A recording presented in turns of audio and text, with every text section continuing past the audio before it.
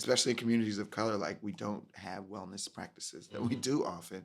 And so for me, it wasn't like yoga was, I was like, what? Like, you know what I'm saying? Like, I didn't want to be a yoga teacher. I didn't know that it did not seem like something that I could do.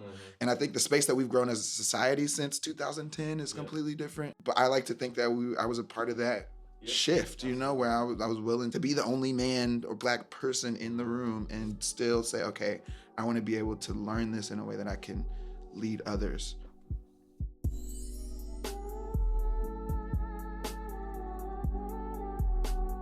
Hey everybody, my name's Zeplyn Tillman. I'm Rebecca Franklin. Welcome to the Soul and Success Podcast presented by Neo Elite, a show for millennials featuring top leaders, experts, tastemakers, influencers, and musicians bringing you the best content about how creating and maintaining a healthy soul leads to success. On today's show, we discuss yoga, specifically trap yoga, and its benefits for the culture with Brandon Copeland. Brandon began practicing yoga as a way to relieve mental stress and focus on being more mindful. He's a graduate of Yoga District's 200-hour teacher training and has received hundreds of more hours of instruction on asana, alignment, nutrition, and philosophy from many dynamic yogis including David Kyle, Marie Belle Perez Riviera, and James Brown.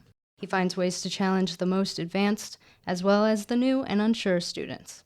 His mission is to enlighten people to their own potential and to help cultivate their internal sources of power, creativity, and love. Brandon is the owner of Kepra Wellness, a social enterprise that hosts yoga classes, wellness events, and workshops all over Washington, D.C. and around the country.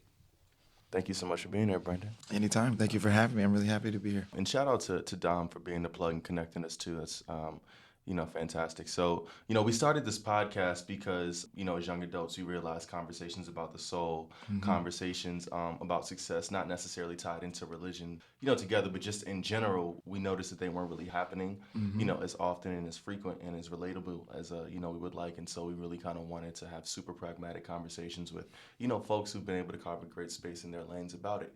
We start each and every episode with a quote or theme from either a book, movie, TV show, article, etc. that speaks to the today's topic. The first segment is called Mood because we allow this to kind of set the vibe, the energy, the tone for it. So I'll read this quote. We'll talk about how it was feeling and allow that to greater segue into the conversation. So we're waist deep into the NBA playoffs right now. Are y'all watching? Of course. Yeah, Okay, I'm really excited about this. I think Golden State is going to do it. Okay. I want Houston too, but Absolutely. sad. Yeah. All right. It's rough. They're the Monsters. Last night was rough. It was. It's sad because you don't get good basketball. It's like they give up in the third quarter if they're not competitive. And then somebody gets blown out by 40 points. Like, and what is this? Yeah, I heard this crazy stat. They said and not to take over the topic, but they said there have been almost 8 40-plus games in the past 2 years in this level of the playoffs because teams literally just stop playing after a while. They just stop playing. That's absolutely ridiculous. All right, cool. But who knew the defending champs, the Golden State Warriors, they found the ultimate cheat code. They're yogis. I recently read an article. It said Kerr keeps Warriors winning with yoga. So, Coach Steve Curry said he's committed to changing things up. He gives Golden State, periodical days off in order to, to practice yoga. Green said yoga isn't for everybody. I think it's a great thing. I just don't think my body is made for all those different positions. I did well at a few of them. It's hard. It's tough. My body really isn't cut out for yoga. On the other hand, Andre Iguodala is an experienced yogi who can really cat-cow and is considered top on the team, often taking classes. The article then goes on to say that no surprise that two-time reigning NBA MVP Steph Curry can bring it on the mat too. So, oh, really? I didn't know that. Wow. So let's kick this thing off. The defending champs, I know LeBron James has talked about it before. We all know that Phil Jackson was notorious with his teams, Jordan, Kobe, Shaq. What is the secret to this yoga thing and why are the greatest athletes in the world, turning to it? The secret is just there. It's about your body, and so the focus on your body that I think people don't recognize or that they over-recognize is the beauty of the practice. The meditative aspect of it being translated through the body means you have to be still. You have to acknowledge spaces that you've ignored. You have to really be honest with what the truth about your body is, right? And I think that an athlete that's what they want to know. I want to know, like, if I'm Markel Fultz, is my shoulder not going to be right? You know what I'm saying? Oh, yeah. I need to sit with it and really look at, Absolutely. you know? And so I think with athletes, especially athletes in highly skilled positions like basketball players, they are continuously doing the same types of movement. So that means that their body is on a pattern that is going to be definitive. So you'll see like Dr. J like walking around and his shoulders are all hunched up, or you'll see, just you can see the effect of those particular skills on God's body. And so what yoga does is it looks for those spaces where you have a overuse, where you overuse patterns. Like, so those patterns can come from different things. For athletes, it's because of a physical, consistent practice that they have. They're always lifting their hands above their head. They're always shooting the ball. And so that will consistently mess with their shoulders. And so when you do a yoga class, you get the opportunity to not only acknowledge that that space has been affected, but to bring it back to a baseline that doesn't lose necessarily the strength that you brought to it, but gives you a wider range of motion and allows you to be more effective on the court or the field. And so athletes, especially, like, for instance, LeBron James, last year, I want to say, he got cramps game 2, and he had to sit out. I think it was game 2. He went at 8 o'clock in the morning. The next morning, he did yoga and came back, won that game. I think that was the only game they won that series. Wow. But he did it, and it helped. Yeah. And so I think that with especially athletes and people in general that use their body a lot, yoga is very beneficial because I like to think of it almost like prayer with your body. Like, instead of telling your body what to do, you're being still and listening. And you're putting it into positions that will reveal different things based on the style of position or based on how quickly you make it, how quickly you pace the class. There's all kinds of way to pray, right? There's all kinds of way to. Is it for everybody? Is yoga for everybody? Yes, absolutely. Okay. I think so. I'm 100. Yes, absolutely. Because you do it every day. The main purpose of yoga is to still the mind. And I think that's why yoga is for everyone, because eventually in time, he'll find the right practice, or he'll find something that he resonates with that may or may not be on the mat. But definitely is a mindful type thing. So what's that process, right, of finding, how do you get started finding what's right for you? Because you've mentioned that already like a couple of times. How do you know what is that right thing for you? For me, it's always come through struggle, needing it. I think with something like wellness, you almost need for the opposite to happen to know that you're having an issue, right? And I think some of us are mindful enough to know that me making myself feel better or doing wellness practices are good. And so we do them, right? But I think a lot of the times, especially, I don't want not to be sexist, but as a guy, like I don't even like, do anything to myself. You know what I'm saying? So learning how to be well came from an extreme area of stress. But that was just for me. I think the way that most people will do it is just seeking, whatever reason you seek, it will find you, whether it's practicing a specific style of yoga. I know the first class I took, I was like, okay, this is cool, but I wasn't really sold until I found something that really spoke to what I needed. It was a physical practice that beat me up, and I really needed that to respect it in a way that let me yield to it. Some people find it through other things, like I said, walking, running. I think that we think yoga plus mindfulness, and because they're paired together so beautifully, like, we limit it. So I think that if you're looking for that, the pathway to it will reveal itself to you. Be open to it and have the capacity to learn something new, to be something different. Especially in communities of color, like, we don't have wellness practices that we do often. And so for me, it wasn't like yoga was, I was like, what? You know what I'm saying? Like, I didn't want to be a yoga teacher. I didn't know that it did not seem like something that I could do. And I think the space that we've grown as a society since 2010 is completely different. But I like to think that I was a part of that shift, where I was willing to be the only man or black person in the room and still say, okay, I want to be able to learn this in a way that I can lead others. I think that this is a good segue into what you have coined, right, as trap yoga. Now, I want to get this out the way early, and I know that this is probably the most common question you hear, right? Like, what is trap yoga? Right, like, what is trap yoga, and how does it even remotely connect with what yoga seems like it foundationally was built, right? Because, like, for me, like, bands will make her dance, right? Does not seem like it That's not connects and it's with funny yoga, right? because there are trials and tribulations, right? So there were classes at first where it was, I would just play. I would literally do, just being honest, right? Yeah. As a yoga teacher, I think the best thing that you can do is be honest with your students about your experience. Absolutely. And help them get there, but Yeah. also listen and change things. And so I started teaching yoga in 2010 and was teaching, I wasn't teaching me. There were no people that looked like me at all. Yeah. Be they black people, be they men, be they I was the unique one. And so I got kind of upset. And I was like, I wanted to connect with people. Why'd you get upset? Well, because I felt that what I learned and what stuck me into the practice that I held on to was almost like hidden from those people. Like where it was, like you said, yoga seems like it should be like this.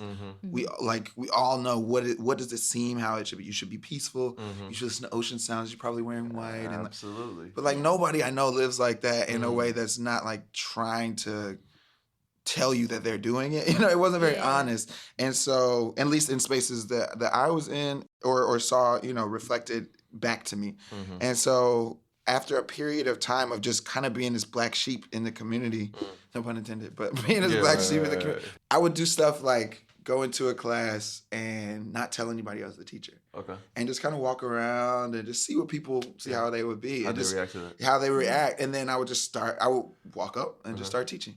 And just to change the dynamic, I just got tired of the dynamic of the yoga room. I grew up Baptist, and so I'm very big on community spaces, sharing, hug your neighbor, and all that, all of that stuff. We're very big on that, and not feeling that same energy in a different way threw me off. And so I wanted something that would connect people that I know with something that they knew. For me, trap yoga was me being honest. It was also me kind of being rebellious. So 2010, I started teaching yoga. Immediately after I'm in school, I'm trying to get a job so I can support myself because yoga isn't very lucrative or wasn't back then. And so I went to Lululemon in Georgetown, right up the street, tried to get a job, got the whole like, we like you, but no, kind of thing. And so a couple years later, I'm a teacher now. I've been teaching. I've committed to teaching. I kind of got over my ego and started to forge a path that was scary. I didn't know anybody that looked like me that did it or that did things the way that I thought that I should do it. And so it was unique. And so I got there, and in October, I was turning 25. They had me do a month of classes. And so for that month, I think Sunday, I came in and did classes and was teaching classes, and they just kept getting bigger and bigger and bigger. So by the last one was on my birthday, October 25th. And I was turning 25. It was my golden birthday. I'm like, what do I want to do? Something dope. I want to do something cool. And I knew I wanted to teach. And I knew that because I've been shooting videos for like years of me doing like specific yoga postures to trap music. Because that's how I practice, I would have like sessions of like 3 or 4 hours where I would just be with friends and we're like hanging out and doing like crazy stuff. And so I decided I want to do this. I like discussed it on like Twitter or something. Like, what about trap yoga? And like, you should do that. And I'm like, okay, well, cool. Let me try it. And so we did the class on my 25th birthday in Lululemon specifically because, because I was like, well, I'm here now. It was like, and it was I like to bring things full circle. And so we did it. It was big and people really liked it. And I was like, oh, well, maybe I should do this. I had just started a business that summer. Was literally the month before, like crying because nobody came to the class. Like I was like, you get frustrated. Yeah, absolutely. So I wasn't crying a lot. Yeah, no, I get you. But I definitely had my moment. Yeah. I had my like, maybe I shouldn't be doing this. Absolutely. I got a kid. Like I don't know what I'm doing. And so I did it. It was successful, and I just listened to that still small voice and just kept doing it. And kept doing it, and it eventually gained traction. And we got an article in Blavity that was really big for us that people were like, what is this? And that kind of blew up the name of it.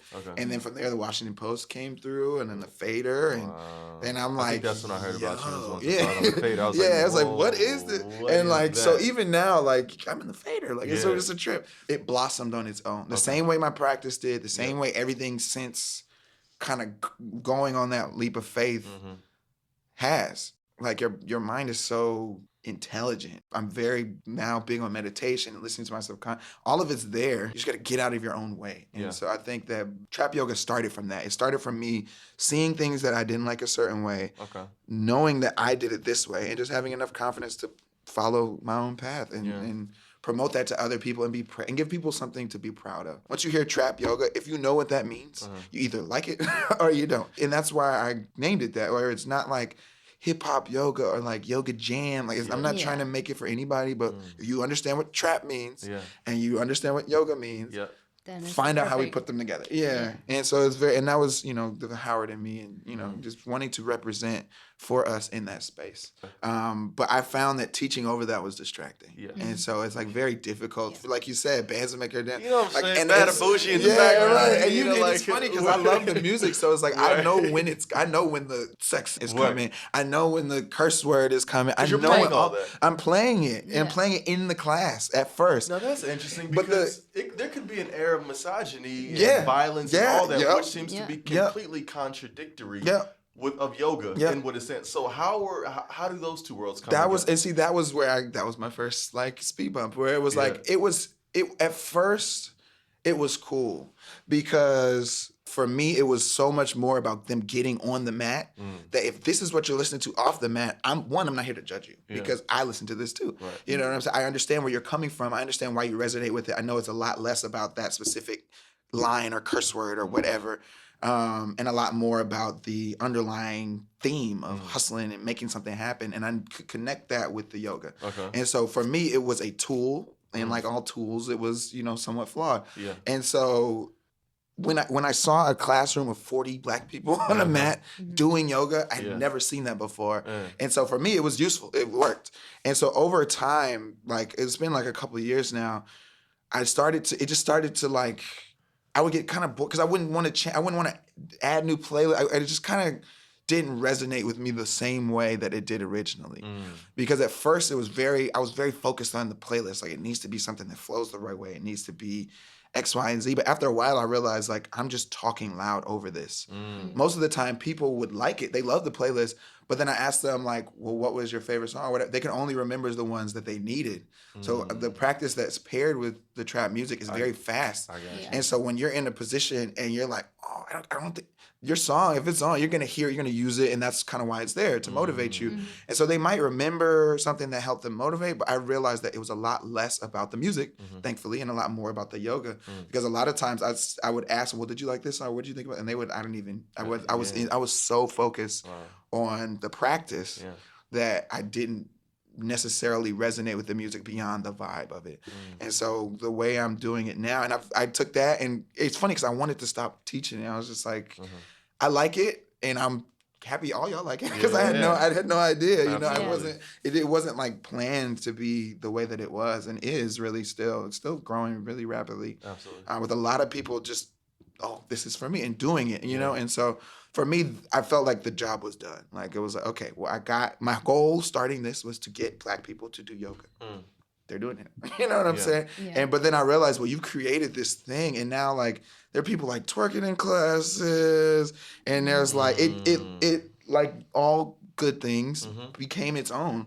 And so in not wanting to be salty, I switched it up. And so now I still teach the same pace, and it's still a challenging class, but I'm using what are called future beats now. It's like, have you heard of like lo-fi hip hop before? And so it's like that, but it's very trap heavy. So it's still the same bass, but it's a lot more about the production and a lot less about the lyrics. And so a lot of times lyrics that you'll find are remixes or samples from other songs. So it still has a vibe of hip hop. Like that's what we're about, you know, but it's not specifically artist driven. Like the artist did not sit down, write this, listen to my lyrics.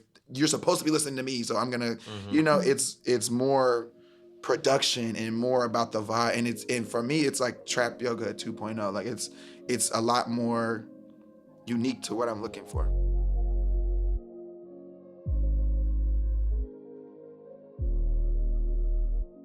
So this next segment that we have is called What's Really Good. Okay. And so the reason why I really like this podcast. Like anytime you want to ask me to come back, cool, please.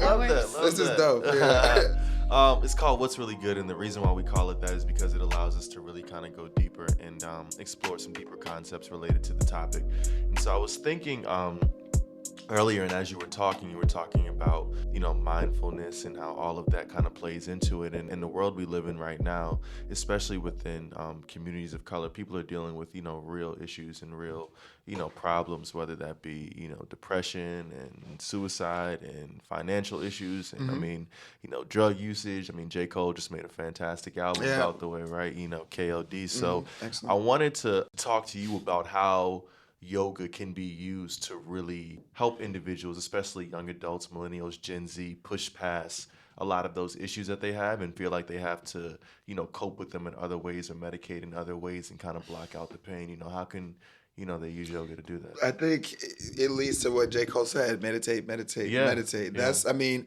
the thing, the reason, and it's, like I said, I grew up Baptist, right? And I didn't like a lot of the unknowns. I didn't like, I go into Sunday school and be like, somebody's Buddhist and they live a more Christ-like life than someone who said they believe in Christ. Like, how are they going to hell? I didn't like the things that we couldn't change, the things that I didn't know, And so I think the reason that I like the practice and the reason that I've seen it resonate with people in situations that they can't change and things that they can't necessarily wrap their minds around at the moment, or in, specific instances of, like you said, depression or things that are very real, the meditation aspect of it is the most powerful thing that I've seen affect our communities. Like, the yoga informs you. It's the most external representation of what you're doing, right? It's showing, I can see in someone's body where they carry stress, whether they're standing in one position, whether how we're sitting, or whether they're in a pose. But what's deeper than that is the stillness that you have to find to get there and what that stillness reveals. And I think that in traumatic situations, that's exactly what you don't have. You don't have the room to be still. If you're dealing with living in a food desert, you know what I'm saying? You can never eat healthy food. You're going to consistently be in traumatic spaces where you don't get the peace that comes with eating a salad and not having your body reject all of the things that it will. That's real. And so I think that ultimately the yoga is it's a door. It's a gateway drug. It really is. Yeah. It's leading you to enjoying the reasons why you're on the mat, and those reasons are generally based on that underlying need for stillness. And so ultimately, like for instance, in Baltimore public schools, they use meditation instead of in-school suspension a lot of the time. Yeah, they replaced it. There's this program out there. New? It's new. Okay. It's like, it was a few years old, but fairly new. Absolutely. That has reduced their out-of-school suspension drastically. We are all our own saviors. Why can't we be still enough? Yep. It's almost like Protestantism. Like, why can't we be still enough to just go directly to the source and change within ourselves and then grow as a unit? And what made me do that was yoga, And so that was the modality that I picked. And I think that is ultimately, especially with trap yoga, I've seen so many more Black yoga teachers doing different things. I say all of that to say that I think that the real aspect of the practice is just being a visual representation of mindfulness and wellness. What does it look like to be still within myself and to acknowledge myself as powerful enough and important enough to do that consistently? And the practice just makes it real. I know, for instance, for me with prayer, when I'm in trouble, please, but when things are going great, it's like, thanks, all right, I'll holler at you. Appreciate you. But yoga makes it consistent, and your body being so intelligent beyond the way your mind thinks and attaches to things around it, that it'll be honest. And so you'll always find something on the mat that is good or bad, or you get to tap in. And I think if we did that more, we'd recognize and alleviate a lot of the problems that we have and struggle with, and look for others to do, because it's very difficult to look at a whole heap of mess if you don't know how to start to dig into it. But if you're still, I think that those tools present themselves, and they often do, when we have to be still. When we're pushed to the edge as a community, we'll rally together. We'll figure something out, because something has to change. Right. But I think if we took the time to see ourselves as worthy enough to just focus on ourselves, not for any outside reason, but just because we're worth it. Absolutely. Then demands or things that we expect, we'll produce. You know, we always have. Absolutely. And so I think I attach to yoga as the answer. As how do we save the Black community? We save ourselves. How do we save ourselves? We get still. Do you think that is the sole key is representation? Because I think a lot of times when a yoga studio comes into a Black community, it's gentrification. Oh, right? absolutely, It's absolutely. over. The neighborhood is a wrap. It's crazy because right? it's that was one of my first entries into gentrification in Bloomingdale, where the studio that I was at, they were crackheads during Savasana, yelling at each other and stuff. And I'm in there kind of proud. I'm like, yeah, you're in the hood. You know what I'm saying? This is what we actually deal with. And then, like you said, the community has completely changed. You know, right. I could have got a house $400 a week, you know, 8 years ago. Now it's good luck, you know? And so representation definitely matters because there were guys in there. I remember I walk out and they're like, what are you doing in here? And I'm and I'm talking to them you should try it. It's cool. And they didn't necessarily go in, but some of them did. You know, some people tried it. And I think for us, especially as a displaced community, it matters. Because I think that we're still dealing with the effects of slavery and things like that as far as finding our place in American society. And I think a lot of the times the things that we think that we're allowed to do are still reflective of that mentality. And I want to stay on this topic too, because I think that for you, and having done a little bit of research on you, you have actually kind of allowed yoga to serve in spaces of social awareness and things that have been kind of going on in the world. So can you kind of talk a little bit about how you've plugged into, I know that, you know, after some of the police brutalities, you know, you all kind of had classes that surrounded or conversations that surrounded around that. And, you know, even with more so things that started on, you know, it's Twitter and hashtags and become communities you know, you have Black Girl Magic Yoga classes. So can you just kind of talk to me about how it's played into not just, you know, personal evolution as you talked about, but social awareness and social justice as well? Yeah, absolutely. I think that recognizing that space they did not want to mix. When Mike Brown was killed, I was very upset. I was very just overwhelmed with just this emotional feeling. And it was at the point where I was in the struggle between Blackness and the yoga world, you know, where I did not reckon, I didn't have the space that I've created now. And in having created that space, I recognized, even at the time, right, Mike Brown, I'll go back to my story, Mike Brown's being killed. I'm on, of course, Instagram's big. And so I'm putting up stats and you know, all the little memes and things that came up. And one of my friends that I really respected in yoga practice said something to me that I'll never forget. She was and she had this huge following and was just really you know, doing her thing. And she said to me, and I asked her, I was like, how did you get all these people on Instagram to follow you? How are you doing this? Because she was able to travel from that and do all these things that I think are beyond the following, right? And so she was like, well, if I had to give you some advice, your Instagram is just too Black. And I was like, while I understand how you could say that, look, trying to be empathetic of your perspective as a young white woman, I get it. But I also can't not be Black. Right.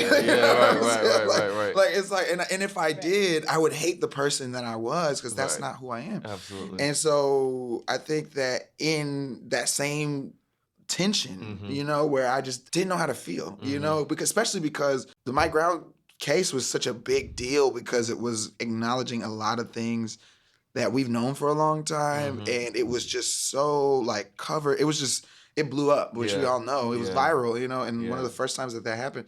And so it's whereas Trayvon, you didn't see what happened. Right. Mike and Brown felt like it was oh wow. I was there. I felt like I was there. You know, I saw the video and that it was on tough. Facebook. It was a lot. Yeah. And so that really solidified my purpose. It was no, I'm here to do yoga and be Black. You know what I'm saying? This, the fact that I am feeling this, there's so many other people that are feeling this, and this is the reason why we're not doing this in these spaces. So I wanted to represent that, and to represent what Black people's needs are. And that's why I say Black. You know, it's not that we have plenty of people from different ethnicities, white people, Asian people, Latino people, but your Jewish deli, there's all kinds of representations of other people, but there's never this is for Black people. It's cool. There's the Black church, and then there's Black night clubs. We never get this thing that's our own. And so I wanted to be a Black yoga studio. I wanted to represent that and to talk about our issues. And so I think that as these situations continue to happen, Yep. it just made sense. The thing that I end up doing at the end of every hour is sitting in a room full of people that are completely relaxed. Yeah. They're in this corpse pose, just completely just Mm-hmm.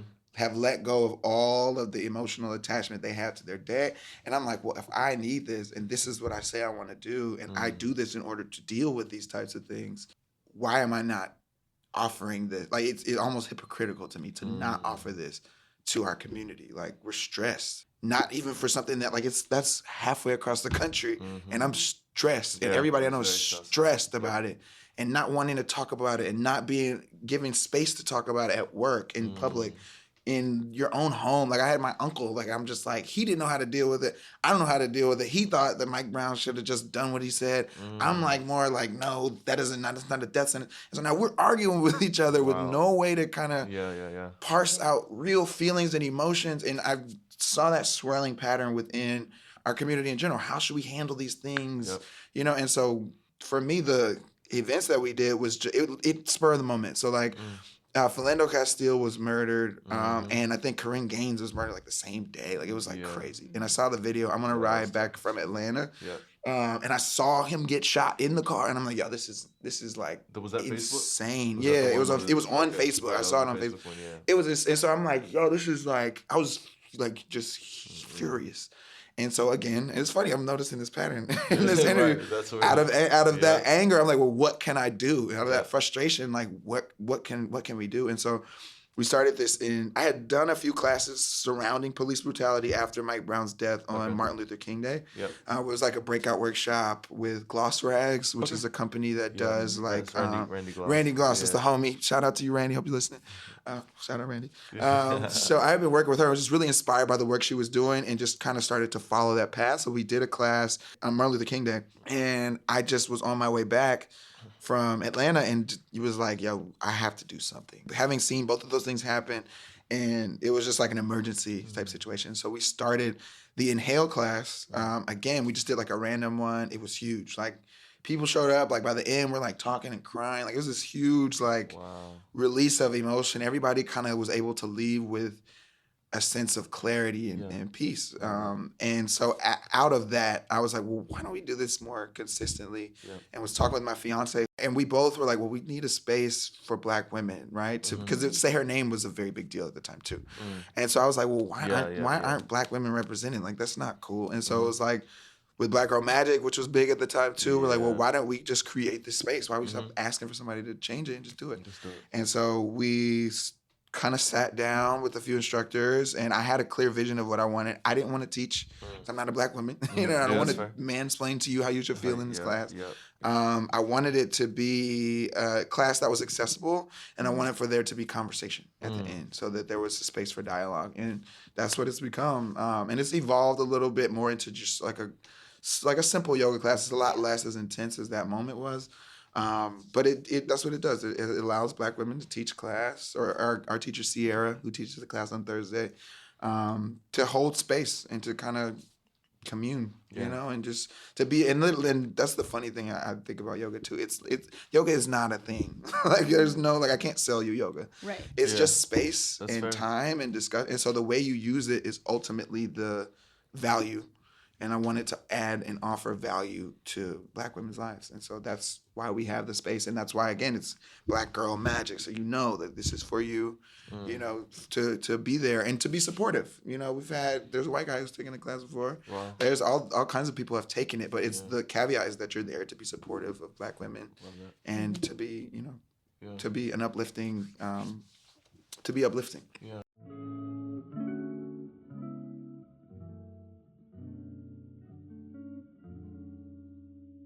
So our last and final segment is It's a Vibe. Okay. I love this. I love you guys. This is perfect. Yeah. And this is very much up your alley because, I mean, you seem to be very much in tune with the vibe. Yeah. You know, trap. I try. Lo-fi. So what essentially is your go-to right now? Oh, for songs? Music? For songs that is putting you in the place that you could be most open. So it's what I was talking about before. It's this like it's all, I like to think of it as like house trap music. So it's like they call it like future beats or like Right. there's a few different. I don't know if is that the like direct name? I or- think, yeah. Who are some of the I artists think it's that are like part the of it? street Or That's is the name. thing. No, It's not okay. really like an artist type It's thing. production, It's and production. it's a lot of collectives do Yeah. like collaborations Yeah. and Okay. so on It's and like so forth. it's like they brought it back to the DJ. It's like, and it's so pure in that way. I like.